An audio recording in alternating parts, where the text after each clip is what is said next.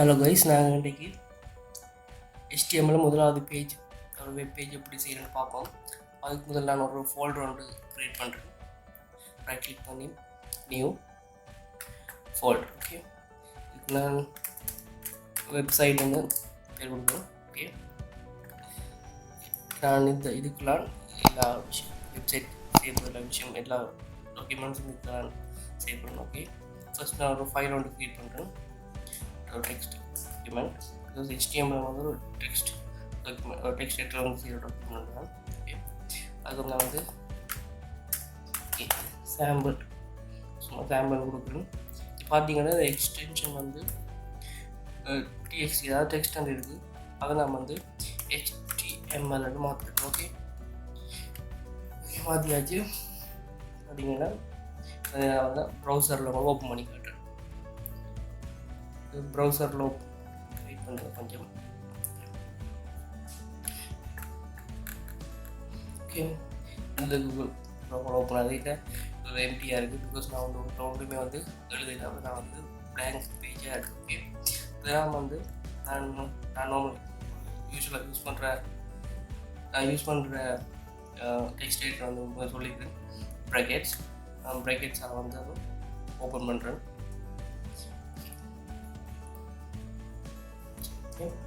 பார்த்தீங்கன்னா வந்து okay open ஆகிட்டு இதில் வந்து நான் ஃபஸ்ட்டு வந்து HTML டாக்குமெண்ட் தொடங்குறது ஸ்டார்ட்மெண்ட்டும் HTML தொடங்கி HTML முடிக்கணும். ஓகே,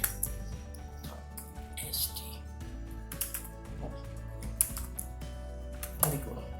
இந்த ப்ராக்கெட்ஸ் மட்டும் அப்படியான டெக்ஸ்ட் எடிட்டர் யூஸ் பண்ணுறது ஒரு நன்மை என்றால் சில டெக் ஆட்டோமேட்டிக்காக எடுக்கணும். நாங்கள் HTML பார்த்தீங்கன்னா இதில் நாம் வந்து ஓப்பன் மட்டும் தான் அடிக்கிறேன். அதில் எண்டை வந்து க்ளோசிங் டேக்கை வந்து ஆட்டோமேட்டிக்காக போட்டுருக்கோம். இது ஒரு நன்மையும். இப்போ இதில் வந்து எல்லா டேக்குமே வந்து கட்டாயம் க்ளோசிங் டேக் இருக்க வண்டியில், அதை பற்றி இந்த வீடியோவில் சொல்கிறேன். ஓகே, எக்ஸாம்பிள் காட்டுறேன். இதுக்கு முதல்ல நான் வந்து இந்த HTML அடிக்கிறதுக்கு முதல்ல நான் வந்து ஒரு விஷயம் வந்து செய்யணும். நாங்கள் ப்ரௌசர்லாம் நாங்கள் வியூ பண்ணி பார்க்க போகிறோம். ப்ரௌசருக்கு வந்து இந்த டாக்குமெண்ட் வந்து என்ன டைப், இந்த டாக்குமெண்ட் டைப் வந்து நாங்கள் சொல்லணும். அதுக்கு வந்து டைப், இது வந்து ஒரு HTML டாக்குமெண்ட். ஓகே, டாக்குமெண்ட்டை பற்றி சொல்லியாச்சு. அடுத்து வந்து இந்த HTML வந்து நம்மளோட லாஸ்ட் வீடியோ சொல்லிக்கிற வந்து 2 பார்ட் இருக்கு. ஒன்று வந்து ஹெட், அடுத்து வந்து பாடி.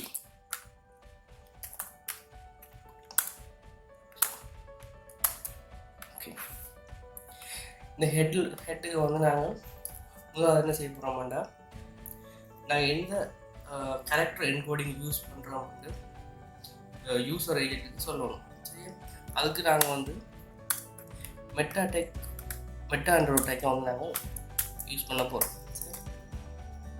நான் உங்களுக்கு சொல்லியிருக்கேன் எல்லா டேக்கும் வந்து க்ளோஸ் டேக் இல்லையண்டு, அது மாதிரி வந்து எக்ஸாம்பிள் வந்து அந்த மெட்டா. இதுக்கு வந்து க்ளோசிங் டேக் போட தவிர இந்த மெட்டா டேக்கில் வந்து இப்போ நான் வந்து இந்த கேரக்டர் என்கோடிங் வந்து அட்ரிபியூட் என்னென்னா character set, sir set. Okay, அடுத்து ஈக்குவல் பார்த்தீங்களா, ஆட்டோமேட்டிக்காக இந்த நாங்கள் அடிக்க வேண்டியதாக அதையும் எடுத்துக்கிட்டோன்னா நாங்கள் ஸ்டாண்டர்டாக யூஸ் பண்ணுறோம், டிஃபால்ட்டாக வந்து யூஸ் பண்ணுறோம் வந்து UTF-8 இதான் வந்து அநேக வெப்சைட் வந்து இந்த ஸ்டாண்டர்ட் வந்து யூஸ் பண்ணுவாங்க. க்ளோஸ் பண்ணுறோம்.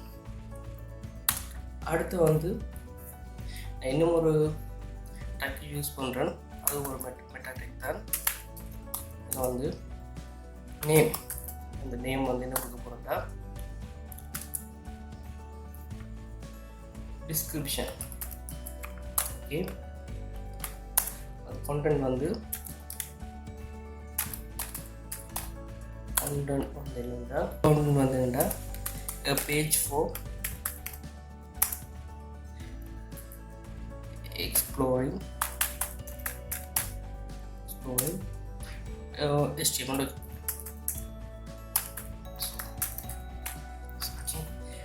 இந்த டேக்கை வந்து நிறைய பேர் யூஸ் பண்ணுறீங்க. ஆனால் இது ஒரு இம்பார்ட்டண்டான டேக் ஒன்று வந்து அதான் வந்து உங்களோட சர்ச் இன்ஜின்ஸ் வந்து உங்களோட பேஜை ஈஸியாக ஐடென்டிஃபை பண்ணுறதுக்கு வந்து இந்த டெக்னிக்கல் அது என்ன சம்மந்தமான நீங்கள் கான்டாக்ட் போட போகிறீங்கன்றது பார்த்தீங்கன்னா அது ஒரு யூஸ் கிடக்கு இதை ஈஸியாக உங்களோட பேஜை ஐடென்டிஃபை பண்ண. அடுத்த ஒரு டெக் இருக்கு டைட்டில்.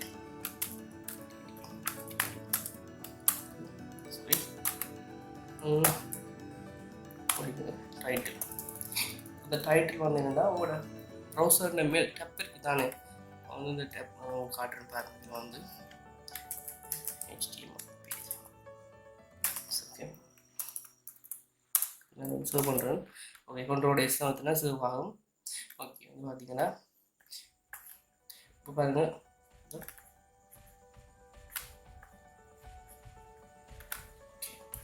HTML பேஜ்னு மாறி நீங்கள் நார்மலாக விடங்க உங்களோட ஹெட்டிங் எடுத்து வந்தது. இப்போ டைட்டில் கொடுத்தீங்கன்னா HTML கொடுத்தோம். இப்போ வந்து இந்த டேப் இதுதான் இந்த டேப் இது வந்து அந்த டைட்டில் காட்டும். ஓகே இதுதான் அந்த டைட்டில் நாங்கள் யூஸ் பண்ணுவோம்.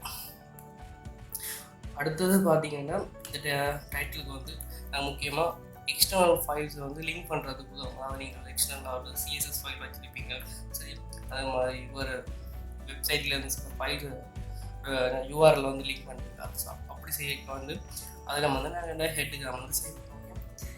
அதை போய்ட்டு நான் வார வீடியோவில் உங்களுக்கு செய்யக்கூடிய காட்டுறேன். இப்போ அடுத்து வந்து நம்ம பொடிக்குள்ளே போவோம். இந்த பொடிக்கு வந்து நீங்கள் உங்களோட வெப்பேஜில் பார்க்குற அவ்வளோ விஷயத்தையும் வந்து பொடிக்கெலாம் வந்து செய்வீங்க.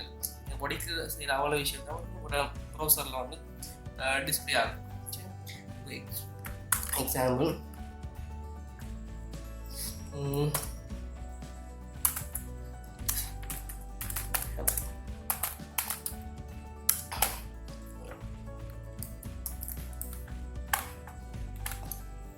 பார்த்தீங்கன்னா இப்போ வந்து ஹலோ வேர்ல்ட் டிஸ்பிளே ஆகிட்டு நான் உங்களுக்கு லாஸ்ட் வீடியோவில் ஒரு டெக் ஒன்று பண்ணேன் பிஎண்டு. அது வந்து உண்மையில் பேராகிராஃப் ஒன்று குடிக்கிறதுக்கு வந்து ஒரு பேராகிராஃப் வந்து நாங்கள் யூஸ் பண்ணுற டெக் வந்து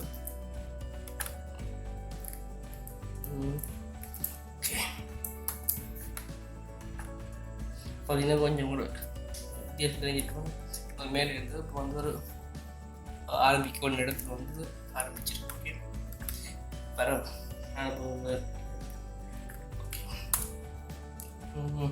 அடுத்து வந்து நீங்கள் ஒரு பேஜ் நார்மலாக ஒரு விஷயம் ஒன்று எழுத போகிறீங்க. இந்த ஒரு பேஜில் நீங்கள் ஹெடிங் ஒன்று போட்டு ஆரம்பிப்பீங்க. அதே மாதிரி இந்த HTML வந்து ஹெடிங்ஸ் இருக்குது. அது வந்து 6 டிஃப்ரெண்ட் ஸ்டைல் சைஸில் வந்து ஹெடிங் இருக்குது. ஏன்னா ஒன்றை சொல்லுவோம் பார்ப்போம். அதுக்கு வந்து நான் ஹெடிங் வந்து H1 அதாவது ஹெடிங் 1 இதுதான் மிகப்பெரிய சைஸ். ஓகே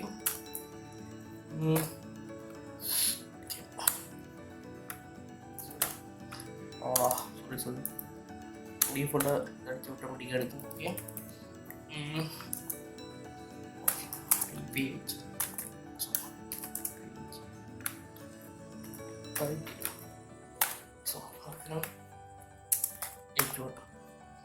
ஓகே இப்போ வந்து சேவ் பண்ணிட்டு டிஸ்பிளே ஆகணும். பார்த்தீங்கன்னா இதான் வந்து அந்த பெரிய சைஸ். அடுத்த வித மாதிரி H6 இருக்கு. Okay we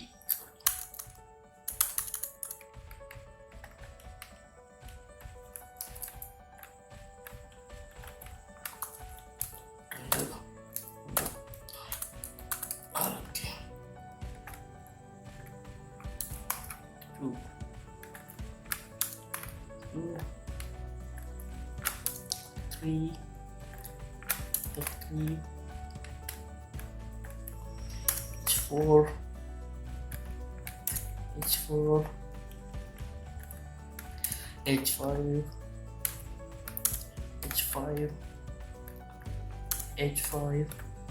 okay sorry H6 okay நார் டிஃப்ரெண்ட் ஸ்டைலில் வந்து இருக்குது. நான் இப்போ ரிஃப்ரெஷ் பண்ணுறேன். பார்த்தீங்கன்னா இதான தான் 6 டிஃப்ரெண்ட் ஸ்டைலான ஹெடிங். ஓகே ஒரு டிஃப்ரெண்ட் சைஸில் இருக்கிற ஹெடிங். ஓகே இதோட நான் இந்த வீடியோ ஸ்டாப் பண்ணுறேன். நாங்கள் நெக்ஸ்ட் வீடியோவில் HTML மாதிரி விஷயங்களை பார்ப்போம். என்னென்ன இருக்குது, எப்படி வந்து பேஜ் உருவாக்குறது, இப்படி ஒரு ஃபுல் பேஜ் பேஜ் ஒன்று செய்கிறது எல்லாமே நாங்கள் வர வீடியோவில் ஒன்று பார்த்துட்டு வரோம். நன்றி. அடுத்த வீடியோ சந்திக்கிறேன்.